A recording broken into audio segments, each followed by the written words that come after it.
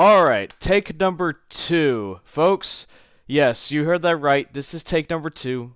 I made a tremendous mistake.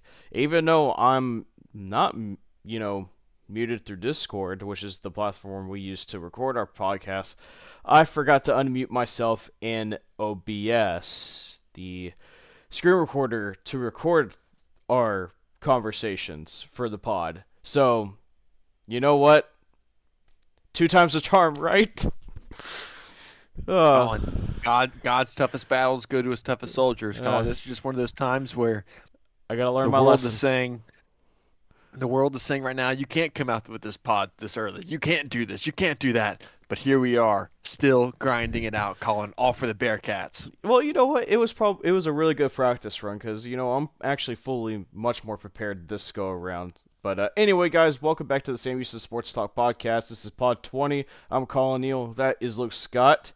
Um, it is finally here. Texas State week is finally here this Saturday at 2 p.m. Central Time in the confines of NRG Stadium. Sam Houston will face off against the Bobcats of Texas State, formerly known as Southwest Texas, um, which for those older alumni that are tuning in, that are more familiar with that name. This is a rivalry. This is a rivalry that spans nearly back over 100 years. The all-time series spans 96 years. First time these two teams faced, Luke, back in San Marcos, Texas, November 20th, 1915. 2 years before the United States entered the Great War, the First World War. Yeah, it ended in a 0-0 tie. Colin, that's just one of those old time games that you wish you could have gone and seen. It's Everyone loves the high flying shootout, but something about a 0-0 tie ball game that just gets the boys fired up, is that eh? is that the football that Mel Kiper wants to go back to? Cover two is ruining the game, Colin. We got to eliminate cover two. Now listen, we got to eliminate cover 2. It's ruining my prospects that I said are going to work out and all that good Yeah. stuff. But my Mel Oh, I Kiper, don't know if they had cover two back in the day that day. they probably didn't even know what that was. They probably don't even know. It was run left and run right.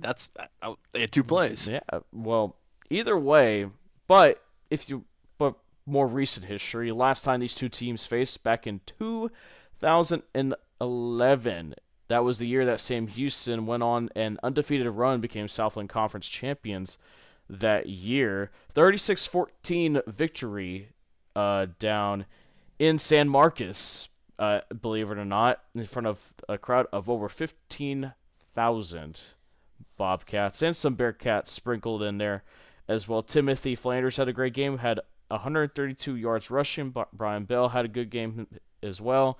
The defense, though, is what shined in that game, and that could be what we kind of see in this game taking place this Saturday. A rivalry that, especially with a lot of the older alumni, Luke, that know it very well. It was a very big deal back in the day, even as bigger of a deal. It felt like it seemed than SFA at times, and I feel like now that it's been in a box for so long, it's now finally able to break free, and with the revival it will have on Saturday. Yeah, I think obviously the rivalry with the team in Nacogdoches, that was always kind of the 1A rivalry, but right behind it was Texas State for a long time, and they moved up soon. I think it was 2012 or whatever it was. They moved up to the Sun Belt. They moved up into Division One FBS, right? And lost a little bit of that flair, but you can tell it's still there. There's still two teams, two schools, two alumni bases that they just don't like each other that much. And Colin, this is a big one for me. I don't know about you, but my high school, Colin, it kind of felt like the grade, every year, a lot of people would go to that same school. My year, a lot of people went to Texas State. That just shows you maybe how bright we were. Maybe not the brightest there. A lot of people went to Texas State. Oh The year man. before that, a lot of people went to A&M. The year before that, a lot of people went to Tech. That's just kind of how it was. but hey, I know a lot of people. the important thing is we both chose Sam Houston. That's right. That's right. I know a lot of people that went to Texas State. There's nothing more than I want just to kick them in the butt this week. I just really do. Well, let's kind of now look towards how what both teams bring to the table. You know, kind of looking at Sam Houston first, though. We gotta talk about the injuries real quick. But we'll start off some good news. Davion Armstead and Davion Armstead and Isaiah Nixon are coming back. Um, Luke, I think Armstead. We didn't talk about. I didn't talk about this enough, honestly, in the first segment. But I think having Armstead back is a pretty huge deal. I think so too. I think so too. You're getting, one of your best corners along with, Jimerson and David Fisher. Not saying that EMI Allen didn't play great. He played really well the Tremendous. last time out. He was probably one of your best defensive players out there last time against Mexico State. But when you get a guy like Davion Armstead back out there, no, I'm kidding. But no, I'm serious though. When you get him back out there, um, you just kind of know what you're getting there. He is a great player, and he's a guy that makes plays on the balls, and he's really good when the ball's in the air. He's a battler, and you still have your boy Weaver out there. Isaiah's in the back too. So it's just the secondary. Yeah, you like getting your guy back healthy, and you're deep there. You're proven back there. This is a strength on strength battle right here with Texas State's offense and our defense. Yeah, when you got a guy like Davion Armstead, I mean, what a great name so far. Lockdown, former TCU Horned Frog, really, really locked down. I like that, but I will say, Who goes to TCU and goes to Sam Houston State? You just don't see that very often, Colin. well, it happened twice for Sam Houston. Luke, Chris Murray was a former Horned Frog, as a matter of fact. Pretty crazy, pretty crazy. That's not how you get the championship ring, the Just on his ring finger, and it's huge. The big ass ring, like. Yeah. But unfortunately, I do have to tone down the tune a little bit and say that Sam Houston will most likely be out without Matthew Ribasala for the rest of the year. He broke his leg, according to Casey Keeler, at the press conference on Tuesday. So we're gonna see some guys get more snaps at that interior D lineman, especially the likes of Dylan Frazier, Quincy Wright, Jaden Phillips, Denver Warren, and some other guys I'm not mentioning. But that I think that interior line is going to be one of the keys, not the biggest key in my opinion, which we'll get to later when it comes to the defensive side of things. But it's going to be a very key part of this game. Yeah, losing him is huge, but Ribisal has been great, all season. But the good thing is the kind of silver lining and part of that is that we've been rotating our defense around. It's not like we've just been playing, 5 or 6 guys. We're playing 9, sometimes 10 guys every game. Every quarter, you're seeing 10 guys, rotate in and out, with that whatever combinations, that they're running at the time. But, you lose a great player there, especially in the interior on the line. But you're also pretty deep in that position. You've been able to run a plethora of guys there in a spot multiple times throughout the season, rotating guys and keeping guys not too tired, keeping them fresh throughout the season.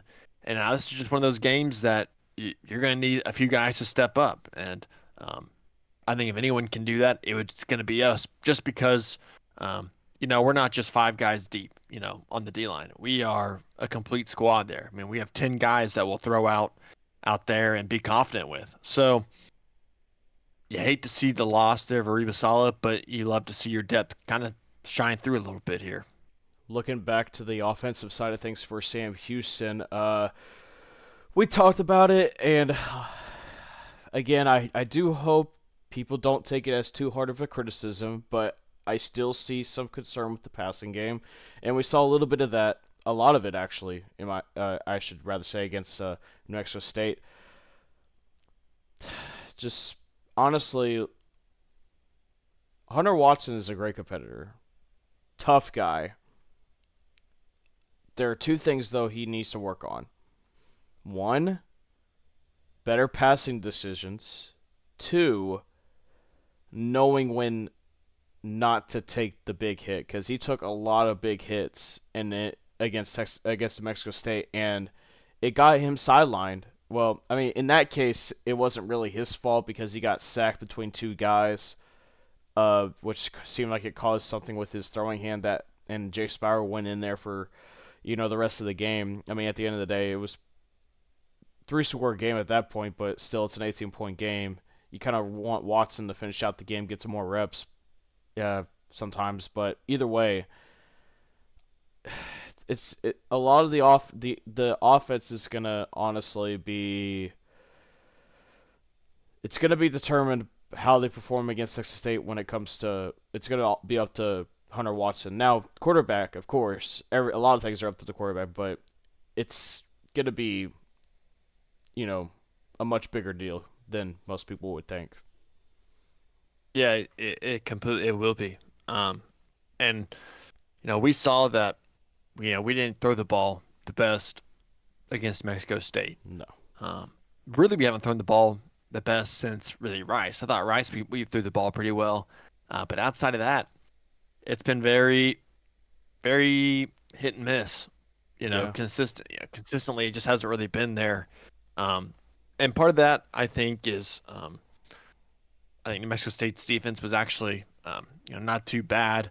Um, Joe Morris, that whole type of dynamic was going on, but the decision making is kind of what's bothering me. You saw a few of those bad decisions against New Mexico State last time out.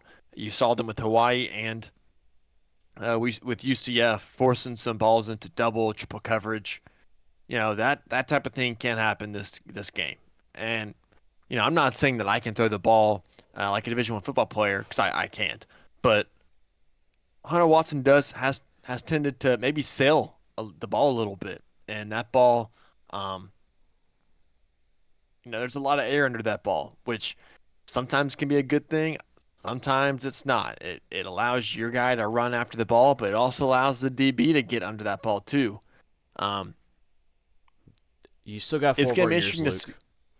I know. I just gotta get back in the swing of things. But it'll be interesting to see of what kind of defenses and different looks Texas State throws um, at Hunter Watson. I mean, they know this guy was in JUCO last year, and they know that he's ran the ball very well, and he's made a lot of great decisions throwing the ball. We're not saying that he hasn't looked good throwing the ball because he's been all right, a lot better than last year. So you don't want to come off as Ungrateful. ungrateful or whatever, right? But I just think there's going to be a lot of um, forcing Hunter to throw the ball. I think you're going to see a team load up the box and not let us run. Um, Hunter Watson, we know what he can do with his legs. That's what Texas State's going to be keying in on the most.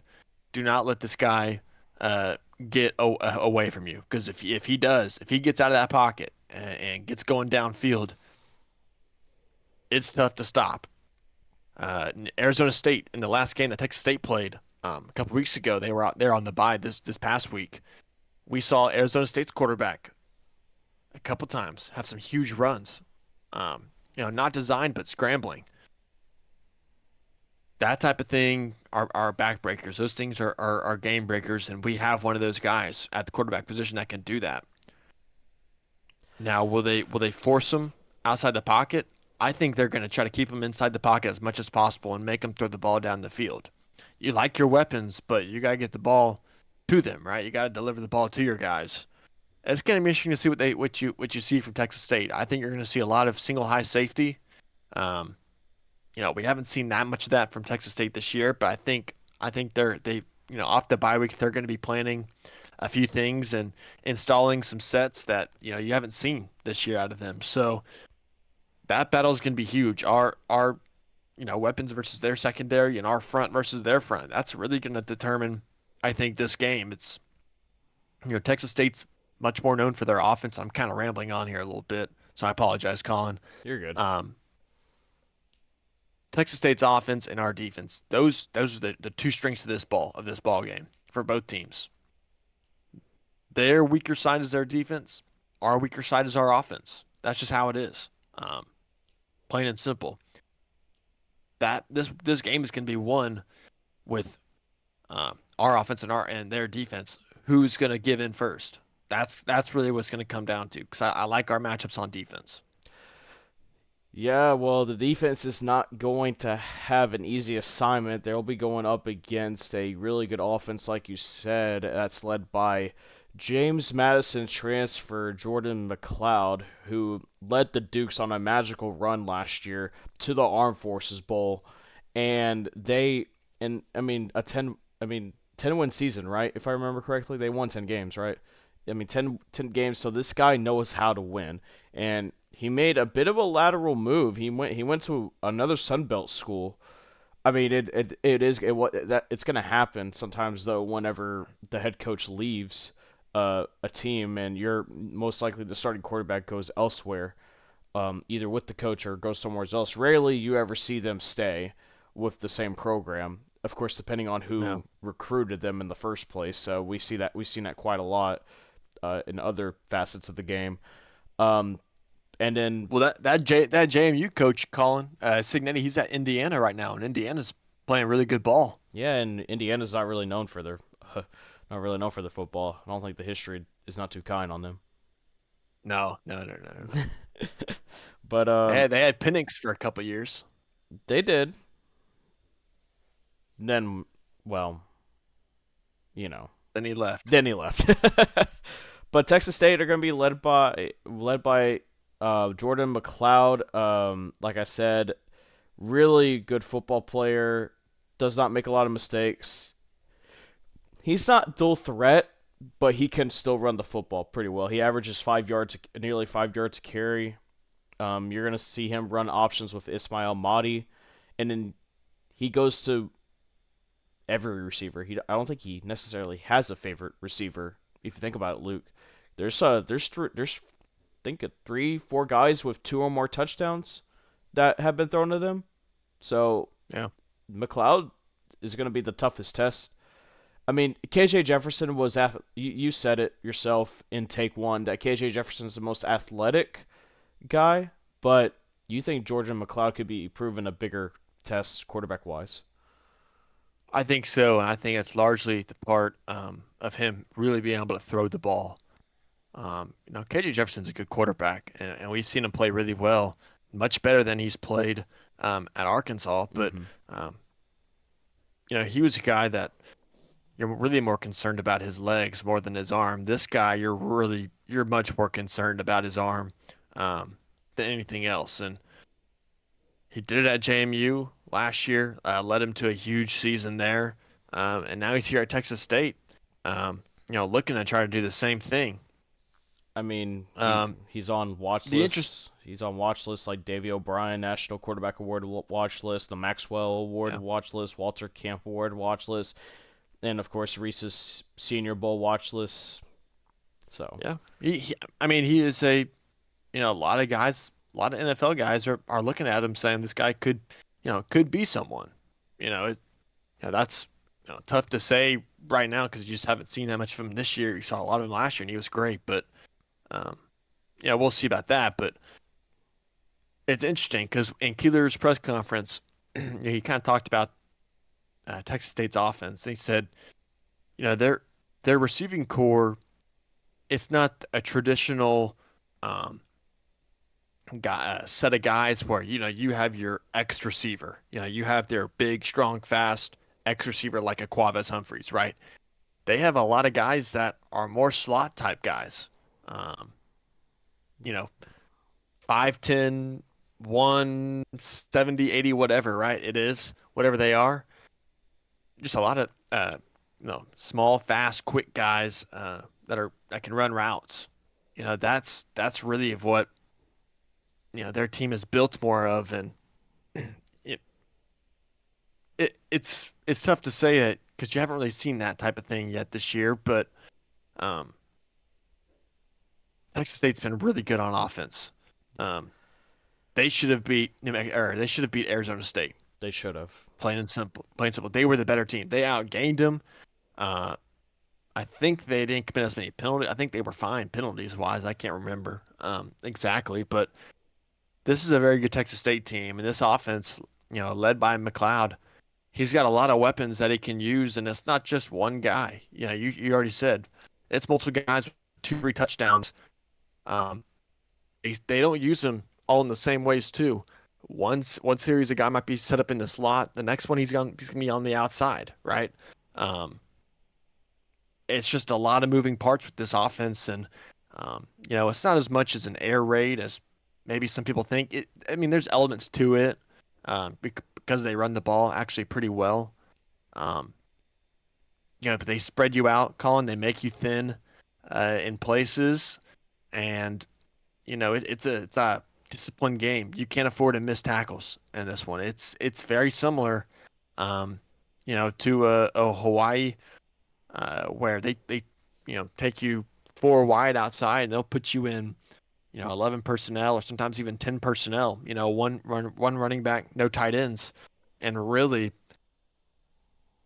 isolate your front, and you have to play disciplined ball. The thing is, you say they have a good running game, Luke, but and them going away from that running game at the end of the game against Arizona State's what you know bit them back. Yeah, They kept on trying to go down the field very quickly, and I'm just like it's not that close of a game. Like you or it is a close of a game. It's not, but you're in control. You're the home crowd. This is the biggest home game in Texas State history, and you're coming off of a monstrous, and I mean a monstrous victory over UTSA, your rival. You only gave up 10 points against UTSA, and you put up more than 40 on them. Like you whooped them. You whooped their ass. And and yes, I get why you want to go with Jordan McLeod. I mean, right now his stats are 815 passing yards, 9 touchdowns, only 3 picks, a 67% completion percentage. He also can get it done on the ground, like I said before. 84 yards of rushing, 2 touchdowns on the ground.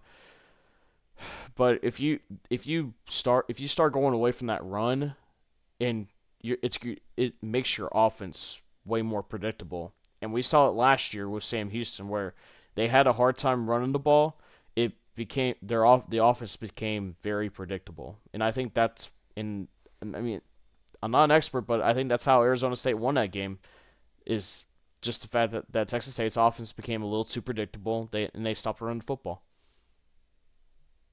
this was a team that was up a couple scores Yeah, early against Arizona State and really could have ran away with this one, and they didn't.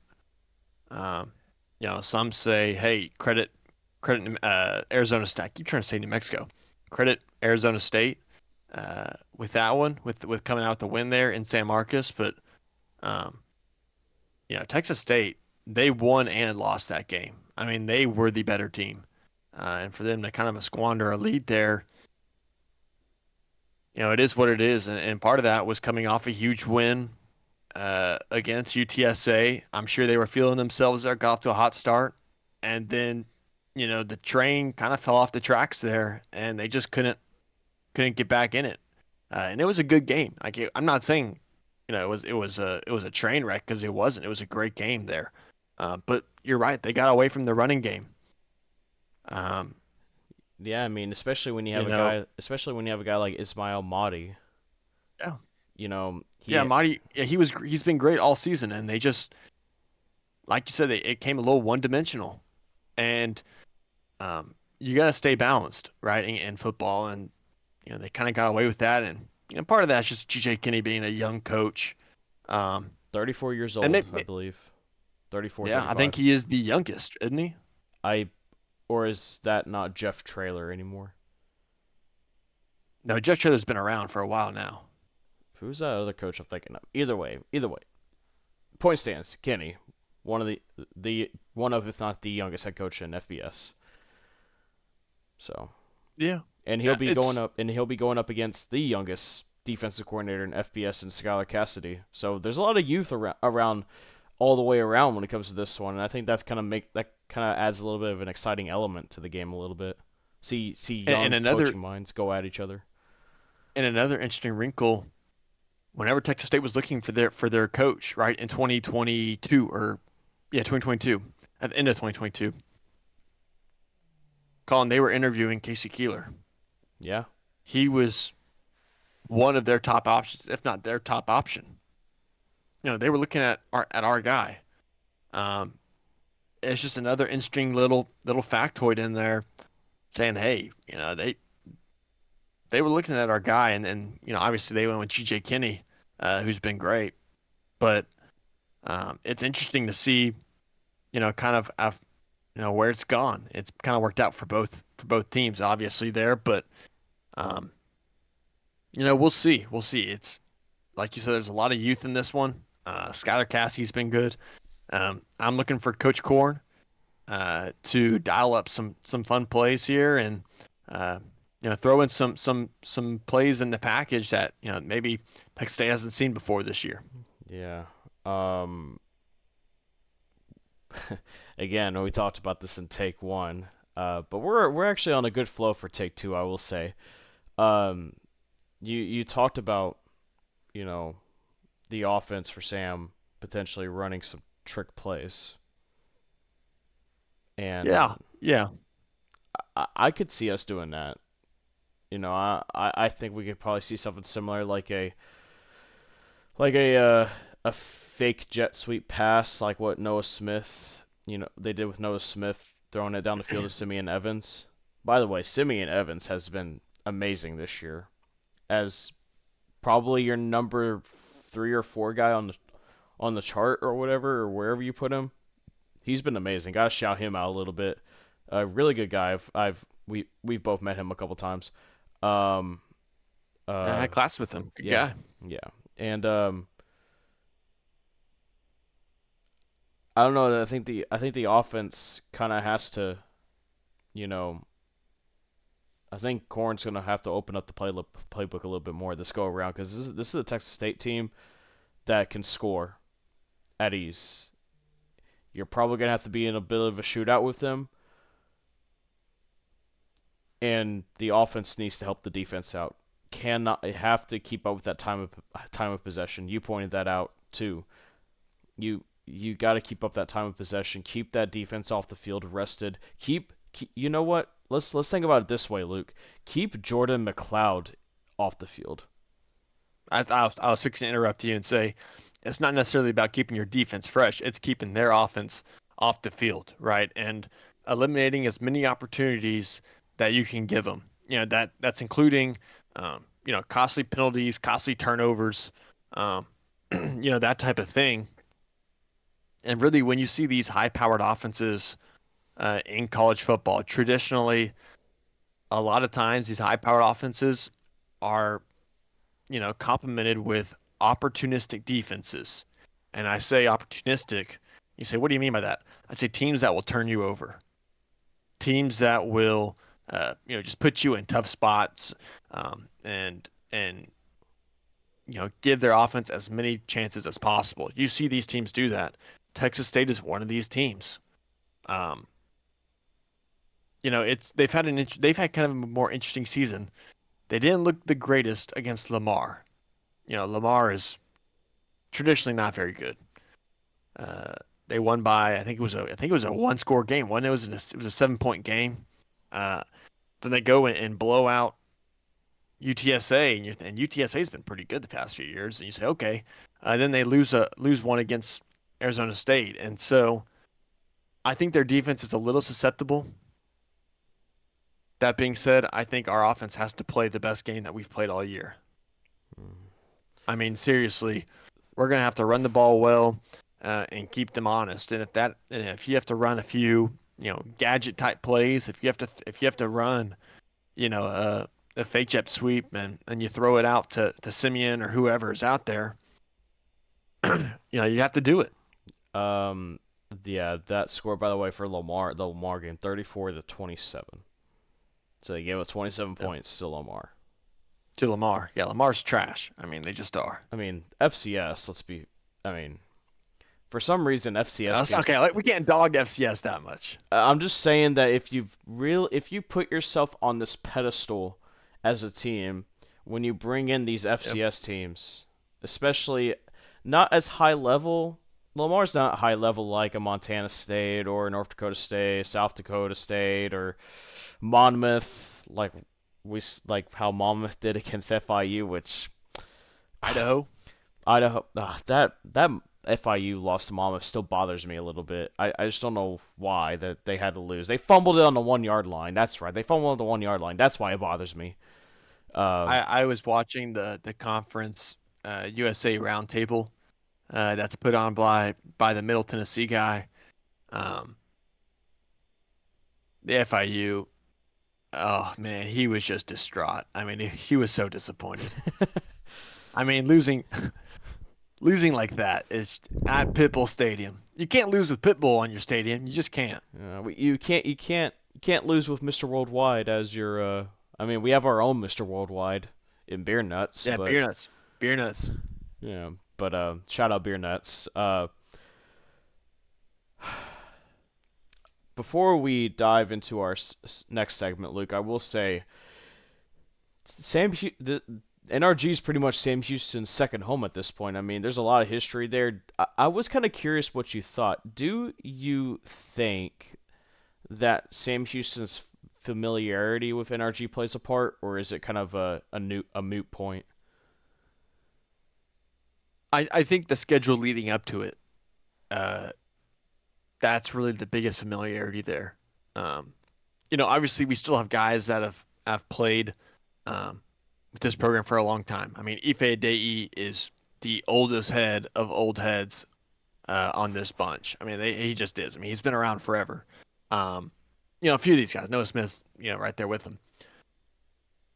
It's interesting because I think maybe not so much NRG, but the schedule leading up to it, the familiarity of going down there, um, that whole entire travel schedule, the festivities that happen before the game, um, the anticipation towards it. I think this Texas State team is probably going to be the best team that we've seen at NRG in a long time. The Air Force team last year was good, no doubt about it, but um, Ended up being nationally you ranked. know, yeah, yeah, but um, more dynamic wise, I'd probably say Texas State in that regard. But I think just the familiarity of the entire week will give Sam Houston a little bit of an edge there. I Texas State usually doesn't go play there at no. NRG. I don't know if maybe they play at well, I know they play UTSA there at the Alma Dome sometimes, which is a cool little venue, but um, NRG is something different. And I think the familiarity there of not just playing there, but the entire week helps you. Let's see here. I was kind of curious. It's a 2.5 hour drive from San Marcos to NRG. For us, it's an hour. For Huntsville, it's about an hour and a half. Yeah. I mean, honestly, that's not that big of a deal. I mean, it's Texas at the end of the day. An hour drive is basically 30 minutes. So, but If you live in Texas, you get ready for driving. you can drive. You can drive for 12 hours and still be in Texas. I believe that's the saying. Have you ever done that before, Colin? I've never done a cross Texas trip, but I want to. Hey, I've been. We went down to Harlingen this past weekend. That was 5 hours from a little north of Austin, Jeez, I was and wondering. that's just going south. I mean, I have no idea how long. I mean, obviously El Paso's way out there, but Yeah. Harlingen all the way up to like Amarillo. That'd be fun. Not Um. really. That would suck. Um. I will say though, this will be our third year being at NRG together in a way. Uh, you were at the game last year at Air Force. I was up in the press box doing my thing with Sam Houston Athletics. But the year before that, we were on the call for 90.5 for the last battle of the Piney Woods. You were play. You called Desmond Jackson running into the end zone. You got that pass over there still, I believe.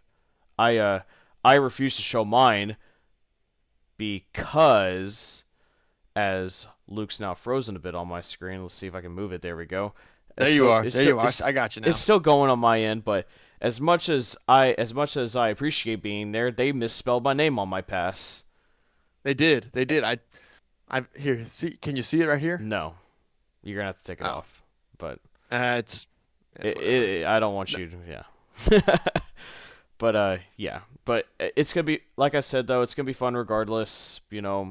Being back at Energy, I'm excited to get going. yeah, yeah. So NRG is a great little spot to be. The Texans are playing well this year, which is good. I'm sure that helps both teams kind of juice up a little bit. It's just a cool venue. I've been there. I've been lucky enough to be on the field. They're covering high school games. I've been lucky enough to be in the press box. Covering uh, our games, Sam Houston games, and I've been able to be in the stands a few times. I was able to go actually into the suites at one point. My first Piney Woods game. And then last year I was in the fans. I was in the student section. I was with the fans. So, just seeing. I've been able to be around all parts of the stadium, and Energy's a cool spot. it is. It's no Jerry World, but it's cool. Okay. Well, there's a lot more winning going on in NRG than Jerry World. I will say that. That ain't the truth. Yeah. and That's all. or no, that's the truth. Yeah. Well, and also quick note before we dive into our next segment, I did look at Ticket Smarter the other day. A lot of Sam Houston's side is already pretty much sold out. There's like 6, 7 sections already, not available. I believe it's just because that people are just buying the tickets already. For Texas State's side, it's pretty weak. It's gonna be like last year, where in the last few years where the upper bowls are not available. So it is what it is. But either way, let's now dive into our next segment. Our special guest this go around is going to be Clint Shields. He is the Texas State radio play-by-play voice for Bobcat football and basketball. I met him. I met him a couple times. But it's going to be cool to see what we hear from him coming up next, right here on Sam Houston Sports Talk. And before we do that, be sure you subscribe today for all the Bearcat talk and follow us on all of our social media outlets. We're almost at 600 followers on X. So if you haven't already, do so. If you have, tell your friends. Because where else are you gonna get the Bearcat talk that we give to you live right here? No one does it better than us, Colin. Plain and simple. We might be the new guys on the block, but the new guys can also be the kings too. Let's go ahead and dive straight to that interview. Here's Clint Shields.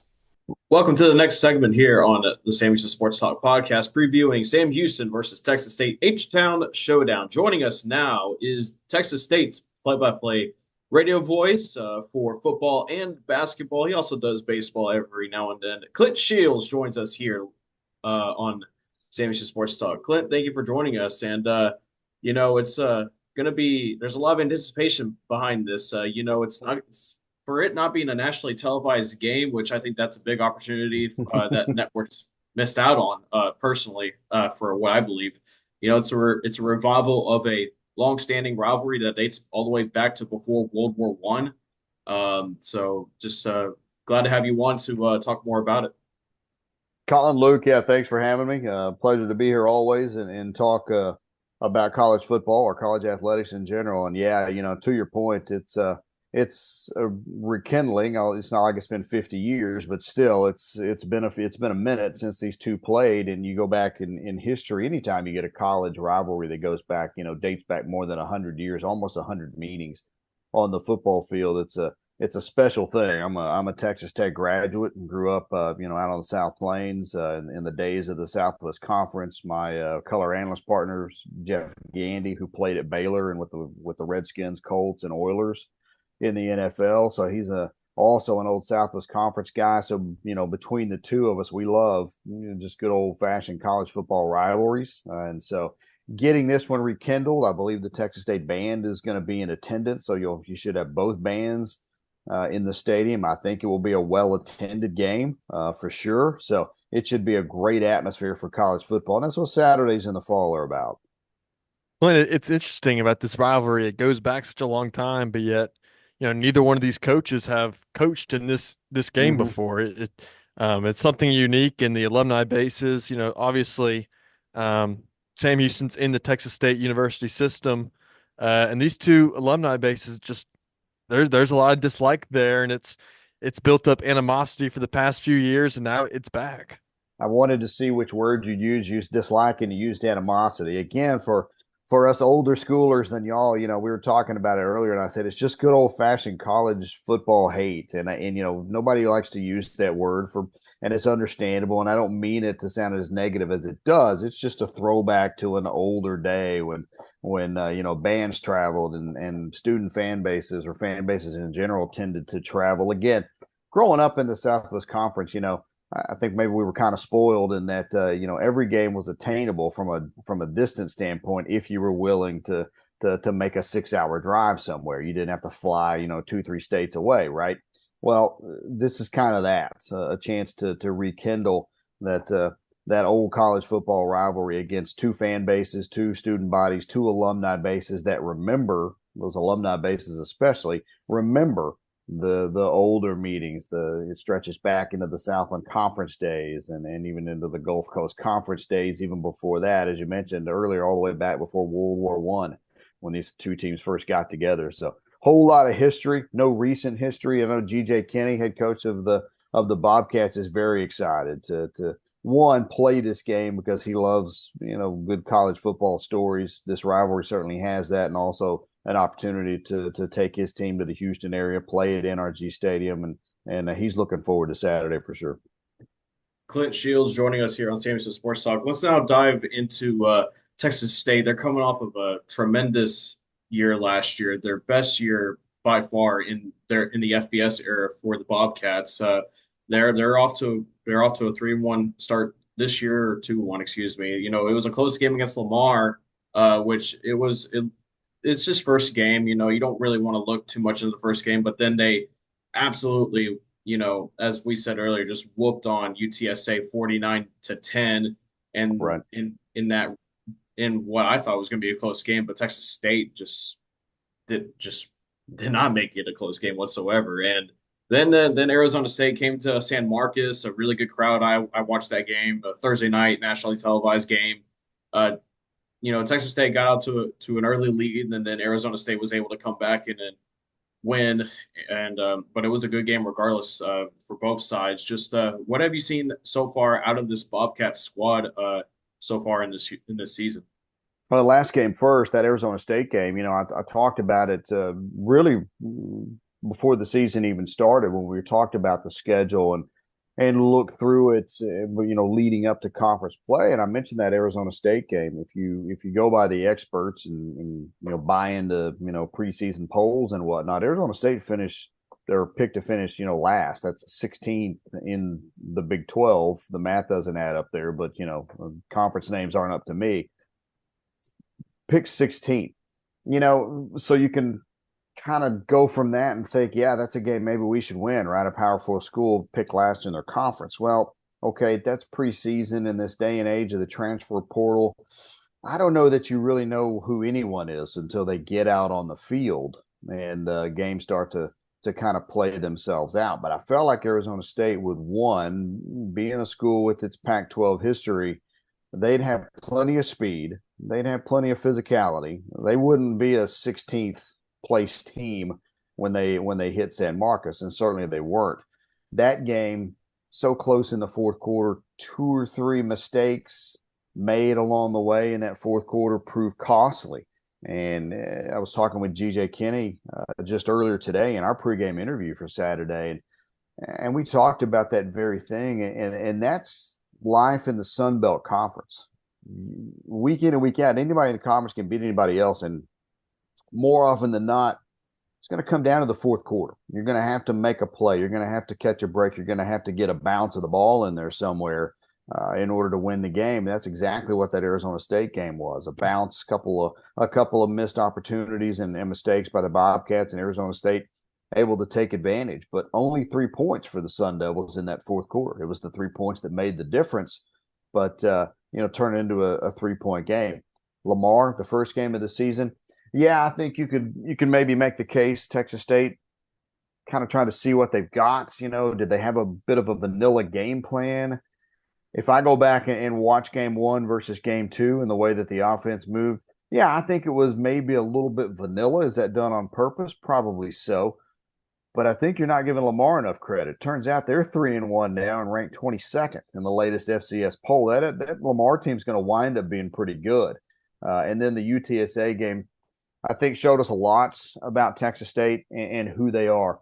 That game started with Texas State getting the ball first, and interception, tip drill interception on the third play of the game set up UTSA on the Bobcats 40-yard line, right? Obviously early game momentum, but momentum of history on their side. Texas State had never won in that matchup with UTSA. They're suddenly in front of a packed house. The Roadrunners have it at the plus 40 going in, and the defense for Texas State pitched a 4 and out, got the ball right back, and then Texas State drove down inside the 5, turned it over on down. So once again, UTSA able to come up with a stop, but the Bobcat defense turned it right back around with a 3 and out, got good field position, punched it in, took the lead, and never looked back. It was just one of those days that I think kind of showed, one, this team's ability to overcome some adversity, but two, when they really get it rolling, they can be hard to deal with. I think one of the biggest places, or the biggest place that they've made improvements from year one to year two under GJ Kinney is defensively. And I think it really showed that day. They were able to bottle up UTSA offensively, get pressure in the backfield, make McCown, the quarterback, uncomfortable to the point where he didn't play in the second half. And then the offense was able to take control. Defensively, they played well against Arizona State, executed the game plan, which was to shut down the ground game of Cam Scadaboo, who had like 262 yards rushing against Mississippi State the week before, and make Sam Levitt, the quarterback, beat you. Tip of the cap, he did just that. Made enough throws to win, made enough plays with his legs to win, and got the 3-point win. So here you are, 10 days off after that Thursday night game, and then the bye week or the Saturday after that, and getting ready to go against another a longtime rival that sets up in some ways pretty similarly offensively to what Arizona State presented. It's an interesting spot because you lose a heartbreaking game, and Texas State, I think, was the better team that day against Arizona State. And then you have the bye, and now you come into this one against Sam. How big is it coming off the bye into a renewed rivalry? It felt like such a huge spot for Sam Houston to win this game, but here comes Texas State off the bye.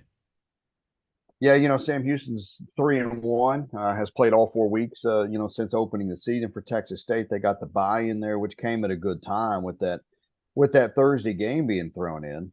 That's 3 games in 13 days. When you go back and think about the season opener with Lamar to that Arizona State game, 13 days you've played 3 times.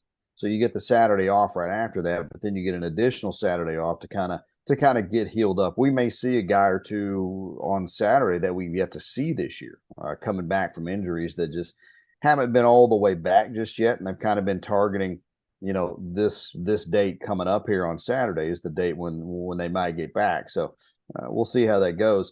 On the other side of this, and I think this is an interesting, just kind of piece of the mental side of football. Texas State turns right around on Thursday night again. This time hits the road for the conference opener, the reigning Sun Belt champs in Troy. Now, Troy's had their struggles in the early part of the year, but if you're Texas State, you can't be looking ahead to that conference opener coming up at Troy, a place you've never won. You've got to go. You got to go take care of business. Cliche as it sounds, you got to go do that with a Sam Houston State team that. I think aside from that road trip to Central Florida has done what they wanted to do, winning aside, they've gone in and played the type of football they want to play is what I'm saying in those 3 wins. At the press conference on Tuesday, head coach Casey Keeler made a point about the Bobcats defensive line and how that's going to be something that they're going to have to try to counter against in order to execute the kind of offense that you say that they want to play. Just so what can you say about the D line for the Bobcats? Well, I feel like it's the area where the Bobcats have made the most improvement from year one to year two. I said defensively, but I really feel like that specifically, that defensive line is what they shored up the most from year one to year two. And it wasn't bad last year. They made it a point to rotate a lot of bodies in and out. And I think this year, depth-wise, they've got even a little bit more, but also I think the talent level is even greater than it was. And you're talking about a defense last year that had 40 sacks, which was second in school history at any level, FBS, FCS, Division II, whatever. 112, I think it was, tackles for loss, which led the nation. They were a very explosive defense, but they also had a tendency to give up explosive plays on the back end. Third down was a struggle for this unit defensively, especially third and longs. You can think back to the game at Louisiana over in Lafayette last year in the fourth quarter. Bobcats with the lead all day long and had Louisiana backed up in the fourth quarter facing a 3rd and 17, 3rd and 18, something like that, allowed them to convert, and they go down and score to take the lead. It was, or I think cut it to a field goal and then later got the ball back and took the lead. So it was an area that they needed to shore up, and they have. You've got some returners, names to know. I think Terry Webb, Tavian Coleman among them. Along that front line, a guy on the edge, Ben Bell, who's an extremely disruptive guy off the edge, 10 sacks a year ago. And you get somebody in third and long, and sometimes we joke and call it Ben Bell time because he's such a dynamic, athletic player. He's tough to block one-on-one out on the edge. So if he can get into the backfield and create some havoc, that's where his specialty is. Dominic Ratcliffe, another guy that's back from last year. But then they've also added a couple of names. Stephen Parker, a transfer from Incarnate Word, where G.J. Kinney coached before. He coached Parker a couple of years ago down in San Antonio. Bryce Bass, defensive end, another guy who transferred in from Gardner Webb. Alex Merritt, transfer from Eastern Michigan. They've brought in some talents, as so many have, through the transfer portal. And it's given him not just, I think, too deep across that front, 8 guys. There's probably about 10 or 11 bodies that they're able to rotate in and out through that defensive line to stay fresh. But it's not just about fresh bodies. They're guys who bring a pretty good skill set, and that's the area that I feel like they've made the biggest impact. Held Scadaboo, who I talked about before, had 262 yards the week before against Mississippi State. I think he had less than 50 on 22, 24 carries in the game with Texas State. So they've been very good against the run, very stingy, and that's certainly, that's going to be put to the test against the Sam Houston team, which likes to run the ball, and when they are successful, that's led them to the 3 victories. Yeah, flipping kind of to the other side, this is more the matchup where it's strength on strength. It's going to be Sam's defense against Texas State's offense. Obviously, Texas State's been pretty electric moving the ball. McCool's been going crazy this year, but the passing game is interesting. Coach Keeler kind of talked about, the receivers for Texas State. They're all kind of more slot guys. Can you just kind of talk about the passing game of Texas State and kind of how it's improved from last year? Obviously, a different quarterback from last year. Yeah, you don't really have, I guess, what you might call the prototypical wide-out guy. 6'3", 6'4", 200-pound, receiver who goes up and gets high balls and that type thing. Yeah, and to your point, you're talking about guys who are 5'9", 5'10", 5'11", maybe. There's a lot of them running around. From a broadcaster standpoint, we had those black jerseys on in the Arizona State game, black jerseys with maroon numbers.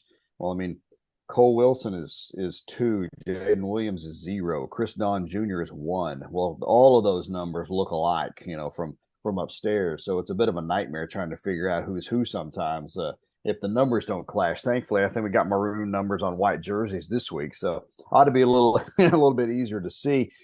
But they've all got similar skill sets. Then you had Joey Hobart, who came in from Utah Tech and kind of set the world on fire a year ago. He's the leading receiver again this year. Another guy from Utah Tech named Bo Sparks came over this year and has continued to get more playing time as the season has gone on, and all catching balls from Jordan McLeod, transfer from James Madison, right? It's every year that a team has the reigning conference player of the year transfer in and take over the quarterback spot, right? Yeah. That's kind of what college football is these days. The fact that you lose your starter in TJ Finley and your backup in Malik Hornsby.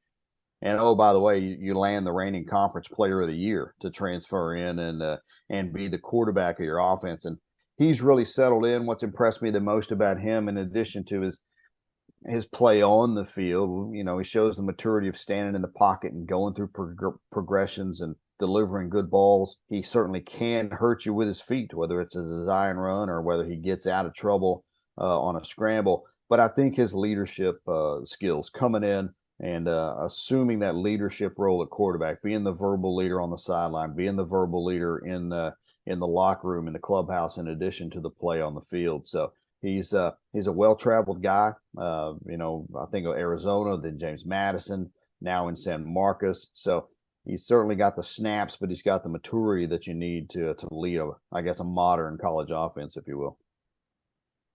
What have your thoughts been so far on Mahdi? I mean, he's been he's honestly a guy that's a really good compliment to Jordan McLeod because you can run speed options to the outside, run a few RPOs if you want to with Mahdi, and the defense has really got to be on their heels sometimes when it comes to Mahdi because I mean, if McLeod's not going to hand it off to Mahdi, McLeod can still run the football pretty well himself. He's not going to do it pretty often, but just what does it mean to have that kind of dynamic duo in the backfield for the offense? Yeah, Ish in game one with Lamar wound up having a big night, and you think back to when he came into the program a year ago. I think we really didn't know what they had in him until game 3 of the season, I guess. You got the win at Baylor, in which he had a touchdown reception. He had about a 55-yard touchdown run as well, but he was splitting time with Calvin Hill at tailback and Jamil Jeter, who would come into the ball game in shorter yardage situations.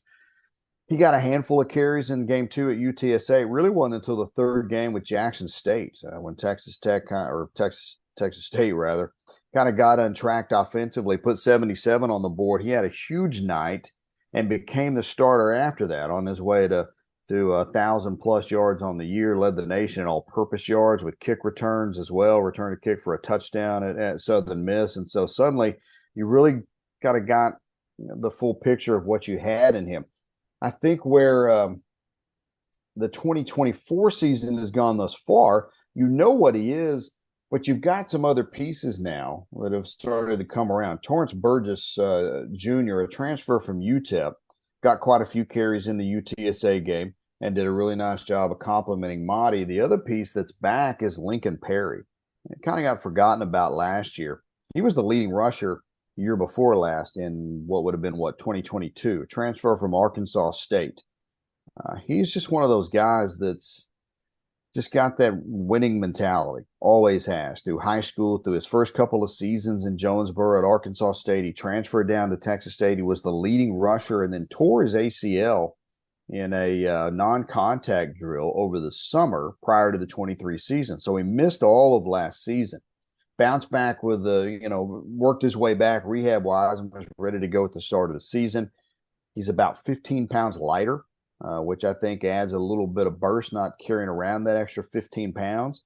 And played well in the opener against Lamar. You could just see the spring in his step, the happiness to be back. Had a great game against UTSA. Had some good tough yards against Arizona State. So between those three and the addition of Deion Hankins, also from UTEP, one of those 6-year senior guys who's playing his last year of eligibility, he's kind of your bigger short yardage back. So it's not all on Mahdi's shoulders, and I think it was a lot last year. Without Perry, Hill's numbers kind of dropped off as the season went on. It kind of became Mahdi and Jeter, and that was about it. And so Mahdi had to carry the load, which he showed he can do.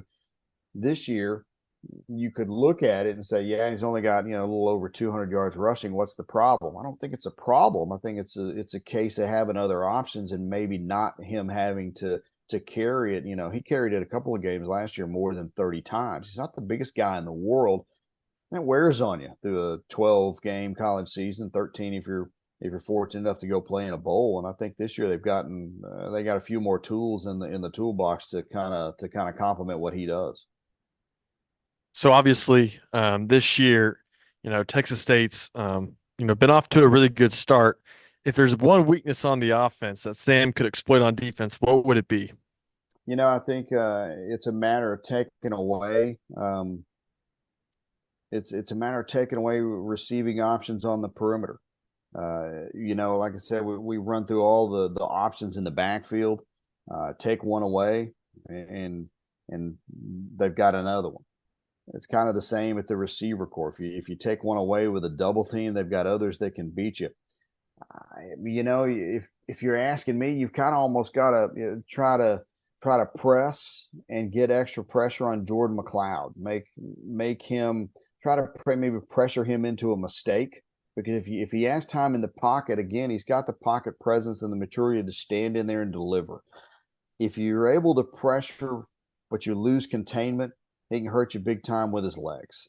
So he can do both. And so, it's a classic case of, well, if you take one away, you got this other thing, this other side that can beat you. And I almost feel like you've got to be able to, one, pressure him, but two, not let him get away and not give him options downfield.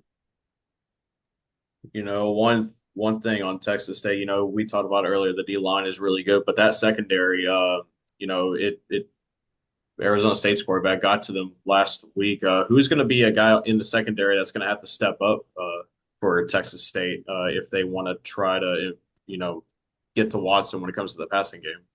He had kind of a quiet night in that Arizona State game, and that's the leading tackler, Jordan Polk. Plays kind of that star position is what Texas State calls it. It's kind of the fifth defensive back, the hybrid linebacker, defensive back, the nickel back. It's called in some places. Jordan Polk is a transfer from Texas A&M Commerce. He's the leading tackler through 3 games. Only had 5 tackles that night, so had a little bit of a quiet night. But I mean, he's a really active guy. And I think he's a guy that's got to get back to having a 8, 9, 10 tackle kind of night, and make his presence felt a little bit. Cats are going to be without Max Harris for the first half, who was ejected on a targeting call in that Arizona State game in the second half. So they'll have to make do without him. But they've got a pretty capable linebacking core as well with Kenny Haynes, who's a returner from last year, Traylon Payne, who's a new guy, Manny Nunnery is a transfer from Florida. James Neal, who's a transfer from UTEP, Derek Mourning Jr., who's a returner from last year. So they've got bodies to fill in behind Max Harris, but that'll be a first half a missing piece to the defense. But I think Jordan Polk's got to get back to who he was through the first 2 games. And it's not that he did anything wrong or subpar. It's just he wasn't really in on the tackling that you saw in the Arizona State game. Clint Shields with us here on Sam Houston Sports Talk. I just have one more question. Coming into the season off a great year, Texas State, a lot of people were picking them kind of as a dark horse to get in that playoff spot. And now with some recent events happening at the UNLV program, just kind of want to get your thoughts on kind of, where this Texas State team could go this year. Well, I say it with no confidence because, I mean, any Saturday in college football, anything can happen. Ask Florida State, right? Oh, ask Memphis, right? I mean, Boise State, I think, was kind of the sexy pick to have that group of 5, that G5 spot in the playoff. And certainly, I think having seen them against Georgia Southern, a fellow Sun Belt team, they're certainly deserving of the talk, and they played well in their next game, with Oregon, which was a loss to a very good Oregon team, right? But then all of a sudden, Memphis jumped into that conversation, being undefeated when they went down and beat Florida State. But then they turned around and lose to Navy. Well, that opened the doors back up for a lot of G5 schools, and UNLV was the first to step in. That being 3-0 and a road win at Kansas, and suddenly they had the attention, right? And then we wake up on Tuesday or whatever that was, and their quarterback's decided he's going to hang it up for the rest of the season. I mean, hey, I didn't have that on my 2024 college football bingo card that an undefeated team's quarterback was going to hang it up right in the middle of the year. So, now with that, and UNLV's yet to lose a game, let's not put the cart before the horse here. That's still got to happen for people to get back into it necessarily, but it certainly, I think, muddies the water a little bit. And Texas State, I had this conversation earlier today on another show. I think has the talent to run the table in the Sun Belt West. That's not to say it will be easy, because it will not. It never is. And so You got to go out and win the games. Having the talent to do so is one thing. Executing it on the field and getting it done is a completely different story. They have the talent to do it, and in the end, when it comes to who gets that slot, it's not going to be up to me. I don't have a vote. I don't have a say in it. I do think that they can factor into that conversation, but with a loss to Arizona State, if you're playing for the playoffs, that just makes the Sam Houston game even more important. You can't afford to have another loss on the ledger if you're going to try to fill that group of 5 slot. It's just the world we live in now with the NIL That money it like is. that. I mean, it's pretty crazy. Like you said, you wouldn't think that would happen, especially to a G5 team that's vying for that type of spot. You can maybe see a backup quarterback, in some other school, but in that spot, it's just hard to imagine that's now the life we live these days. Yeah, it is, and yeah, it's hard to imagine any school anywhere undefeated and their starting quarterback decides to hang it up. But he's got his reasons, and I guess what's done is done at this point, and we play on. I kind of have two more questions for you, Yeah. Clint. I know we all got to get going here soon, but kind of news just broke a little bit this morning. Just if you can kind of break it down briefly for us, just what has it been like from y'all's perspective from with all the conference realignment? Apparently, Texas State has been, reached out by the Pac-12. Just I know you don't know too much from your perspective, but what have you heard, and what's been what's y'all's perspective been on this realignment? Honestly, I don't know much, about the only thing that can happen faster than conference realignment in the last couple of years is a player deciding he's not going to play anymore. Because we were at Sunbelt Media Days, oh gosh, 2 years ago, 3 years ago, when the news broke that Texas and Oklahoma were, most likely going to leave the Big 12 for the SEC. That's where that we were in New Orleans when that news was breaking. A year later, we were back in New Orleans for Sunbelt Media Days. That Texas Oklahoma news had proven to have legs. It was going to happen. But by the time we got back a year later, the Sun Belt suddenly had 14 football playing schools, whereas we had 10 the year before, 12 overall. 10 of them played football. Now we were back with 14 overall schools when the season was going to start, and all 14 played football. And that whole thing had started with the news of Texas and Oklahoma leaving the Big 12 for the SEC, and that created the shuffle. So it's just been a wild last 3 years of conference realignment. What happens next? I'm trying to get out of the reflection off of a neighbor's car across the street that suddenly decided that they'd pull in there. What happens next for Texas State?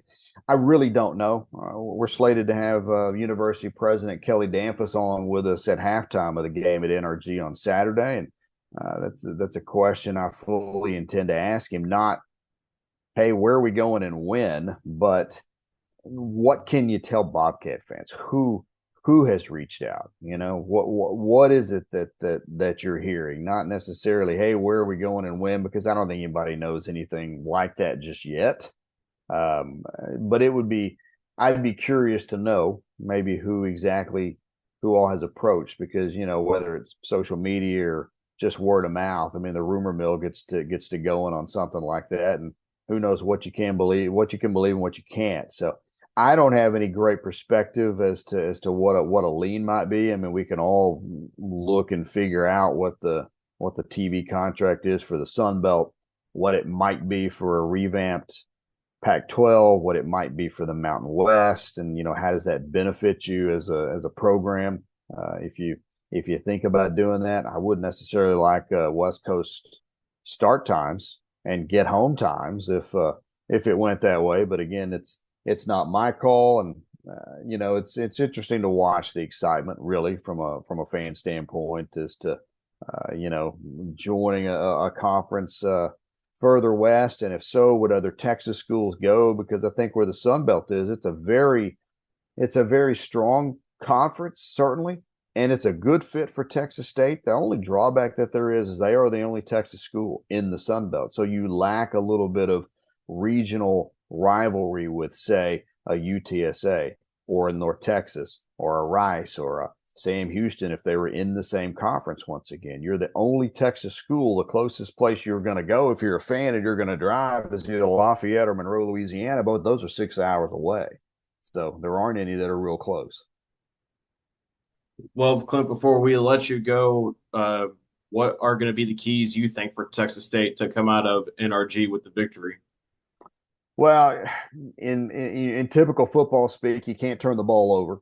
You can't beat yourself with penalties. That's something Sam Houston's done very well, and that's not penalized themselves. I think averaging 4 or less per ball game, and that's a trademark of a Coach Keeler team is being disciplined, and they've done a really good job of that. The Bobcats had a horrible night against Lamar, 16 penalties in the opener, and have cut that drastically over games 2 and 3. And you got to do that. You can't beat yourselves. You can't turn the ball over.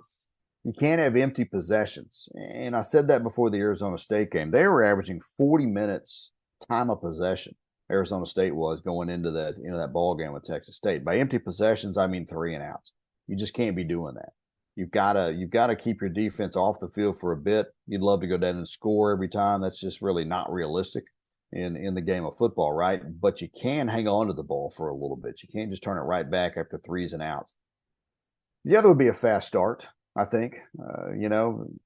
Whether it's offense, whether it's defense, don't give up points on the first drive. Try to get points on your first drive if you're Texas State. That's something they were really good at last year. I think 8 out of 12 regular season games got a touchdown on the first drive of the game, and one of the others got a field goal on the first drive of the game. So they were able to start fast consistently last year. Got a touchdown on the opening drive against Lamar. Haven't done it the last two games, but get back to a fast start. And defensively, you got to be physical and you got to tackle. It's something that they did well against Arizona State in holding Cam Scatterboot to a low number in terms of yards. You got to do it once again with Hunter Watson and his various running backs. DJ Kenny said it himself. They've got different styles of running backs: fast guys, not so fast guys, guys that are bigger for short yardage. So it's not like you can key on just one of them. Wherever the ball goes, you got to go. You got to tackle, and you got to play hard and tackle and hit hard in between the whistles, as he says, because again, you can't be giving up cheap yards on penalties that drive extending penalties. Those are killers in the game of football.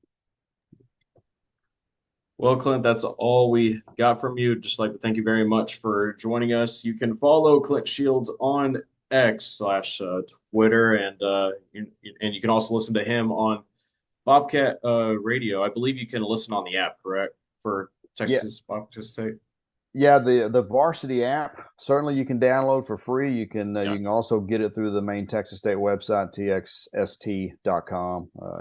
It's got the stream link going, probably the same stream as the app, but you can get it through a laptop or a computer device. Gotcha.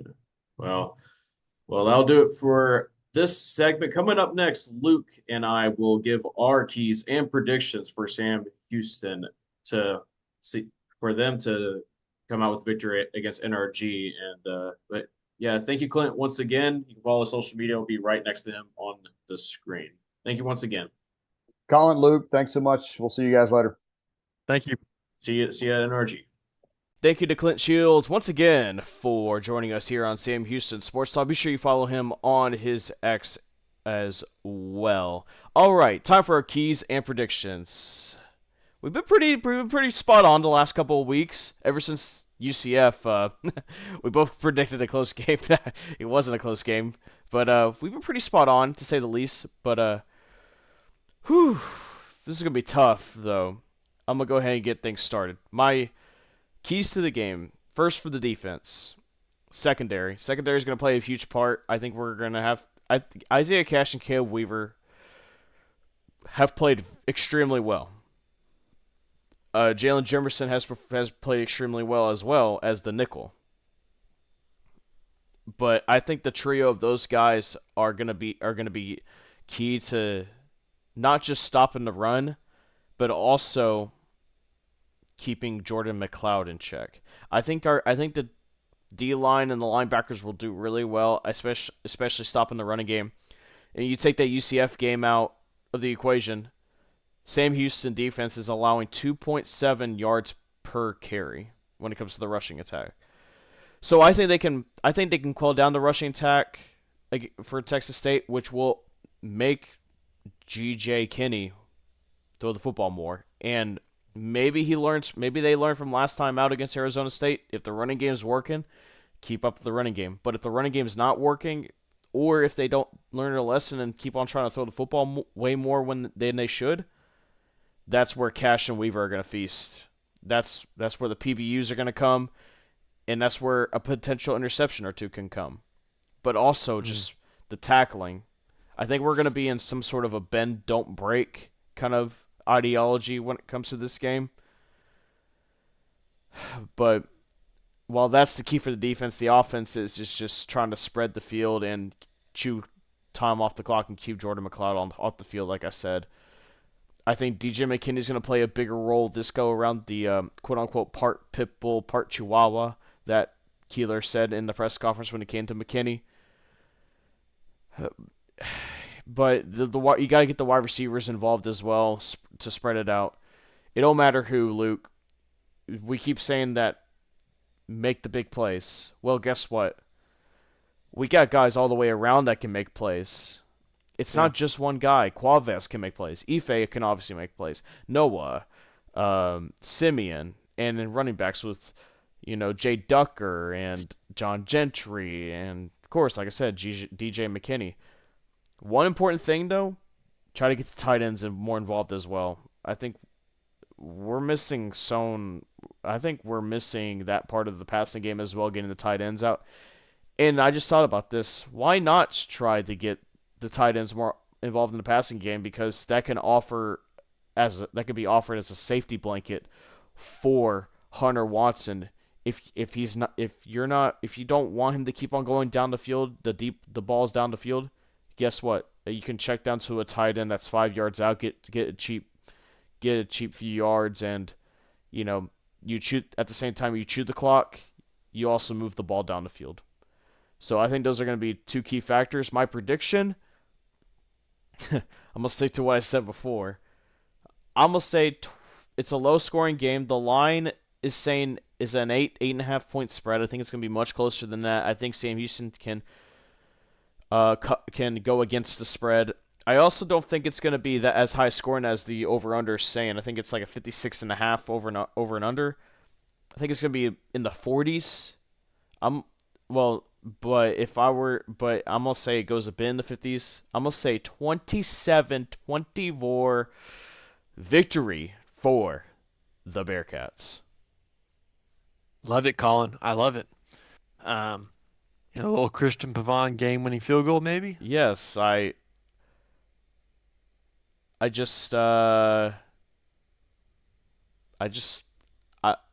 said it last time. It's manifest. We don't manifest. We're just implying that it could come down to it. That Pavon's leg could be the reason why Sam Houston wins or loses this game. Manifesting is for middle school girls. We are distinguished Sam Houston alumni. We don't manifest. We just throw it out there and see what happens. I am anti-manifesting. Anyways, Colin, you look at this team, you look at this game. My keys are they're similar to yours. In most respects, Texas State's going to want to spread you out and make you vulnerable defensively. You have to stay disciplined, and you have to tackle well. You have to tackle well in the open space. We did that very well with Hawaii and New Mexico State and Rice in regards. We didn't do that well with that against UCF. I think this will probably be the second best team we're going to face this year. UCF being 1, and this team is going to be number 2. Texas State's a good team. I just feel like our defense has the guys and has the playmakers that can maybe just contain Texas State's offense a little bit. And if you can force a couple turnovers, now we haven't really seen McLeod force the ball into some really tight spaces. No, only 3 picks. I haven't seen him really turn the ball over that much. Yeah. Even at that 3 picks, he had 4 touchdowns last time with only the 1 interception against Arizona State. They're coming off the bye. They're going to be ready to go. Um, I just like where our defense is. Offensively, you're exactly right. It's all about keeping the Texas State offense opportunities as little as possible. Taking points where you can, and this is going to be a game where you're going to need aggressive play calling. Uh, I hate it when you see, oh, the analytics say go for it. The analytics always say go for it. When have you ever seen the Thank you. analytics? Thank you. When have, I thought I was the only person that notices it. It's like 4th and 5, and it's like analytics. It's like you're at the team at the opponent's 30-yard line, or at your own 30-yard line. Excuse me. 4th and 5. Analytics. Go. I'm like, what? No, you don't. the analytics in its history has never said kick a field goal. They just never have said that. Anyways, Besides the point. I see the game very much as similar as you, and we've actually been pretty good with score predictions. We've been always right where around it. In a lot of regards, I see a game being a high scoring game. I just don't see that playing out. I see everyone thinking it's going to be a high scoring game, and a lot of people are going to zig. I'm going to zag. You know what I mean? And I see this game being a 23-20 ball game. Sam Houston wins. Mm, I'm rolling with you, Colin. I'm riding. gotcha. I see this. I see this being a really close ball game. Whether we're down, and score like touchdown or whatnot, or a late field goal. If your defense can find a way to turn them over, I think we have a great shot in this ball game. Yeah. Well, And we just have to take advantage. We just have to take advantage of our offensive possessions, and we have to get points on the board. Yeah. And I think a large part of it is getting Ife going and getting Simeon and Kwame, all these guys, all on the perimeter. We have to be able to make Texas State respect our passing game, and by that, maybe you pass to set up the run. Mm-hmm. Instead of run setting up the pass. Maybe just go the opposite way. Maybe Hunter Watson has a couple of huge runs. He gets out of the pocket and breaks contain and gets out in the run, and those are huge gains that you can have. Third down is going to be critical in this game. So we'll see. It's going to be a fun one. I can't wait to be there. It's going to be my first game of the year. We're both going to be there. It's NRG. This is Bauer South. Hashtag pack NRG orange. Pack NRG orange. Let's get more orange than maroon out there. Before we sign off, I will say this is the biggest game of the year. And that's at this time. Maybe we're halfway to it, but maybe the bowl game is going to be the bigger game, obviously. Because that's going to be a very big key to how the future of the program is going to be. But right now, Luke, all the intangibles is, taking into account, one of the biggest reasons why this game is big is because recruiting. And you're going to see visits recruiting-wise from both sides. And heck, there are going to be a lot of recruits there that Sam Houston and Texas State are looking at concurrently. So, and it's also just, if we win this game, Luke, it would just also be such a big boost in morale, not just with the team, but also with the alumni. And this could be a very big turning point to Sam Houston football if the Bearcats can pull this off. If we win this game, Colin, actually, when we win this game, Yeah. Coming into the season, Coach Keeler kept talking about we want to be bowl eligible. You win this game, you lock that up, I think. For good. I think you completely lock that up for sure. And you're looking at, you're not going in playing in the Potato Bowl. You're not going up to Boise, Idaho in the winter and playing in a cold. Hold on, man. Let's not be disrespectful to the Potato Bowl. I'm not being disrespectful to the Potato Bowl. I'd love to go play in Boise, but not in the winter, not in December. That's too cold for us. Yeah, you're right. We want to go play down at the beach somewhere. I want to go to the Bahamas or Hawaii or New Orleans, like I want to go somewhere nice and warm and fun, not Boise. No disrespect to Idaho. Idaho's cool, but um, that's the kind of game that this is. This is a game that could really launch Sam Houston, um, not necessarily on the national scale, but really, put Sam Houston forward in this, and this could be a huge game. Uh, like you said, for the entire athletic program. Yeah, I they I don't know. Just there's just so much I can get into why this game is so big, but it would take me forever. It would take me forever to at least lay it all out. What at least my mind's thinking right now. But at the end of the day, Luke, there's a game to play, and a rivalry is getting revived after being dormant for 13 years, and it's gonna be intense. I think both sides crowds are gonna show up, and I'm excited. I can't wait to be on the field when the game happens because I think it's gonna be intense. And yeah, but either way, Luke, if you got nothing else to say. Hey, did you see last night well, I know you saw it because you tweeted about it. Colton Cowser and Ryan Arn just going crazy. That was awesome, and you know what I love, Luke. They made sure that the people know where they came from. That's right. That's right. Only four of us there's only four Bearcats up there in the big leagues, but two of them are right there winning the division. Or no, not win, making the playoffs. Yes, I think they can. The postseason. My bad. Yeah, it's the playoffs, so we don't have to be that kind of stingy. It's the postseason. No, it's the playoffs. Playoffs, postseason, same thing. Well, But, a lot of those inside baseball guys, they're very picky, Colin.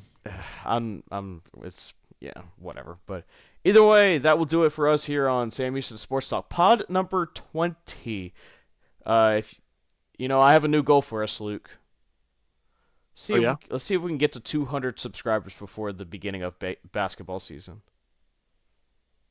Oh, that's gonna happen, Colin. Oh, that's gonna happen. Well, let's see. It's gonna be up to the people themselves, but we do appreciate everyone that has tuned in so far on the Sam Houston Sports Talk outlet. Really appreciate y'all's support.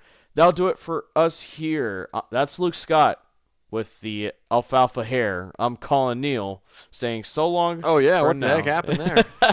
Saying so long for now. Pack NRG Orange. Get your tickets. They're really cheap, and they're on Saturday afternoon. Be there. Support the Bearcats. Let's beat the Bobcats. Have a good one, guys. As always, eat 'em up, cats. Eat 'em up, cats. There you go. You said it right this time.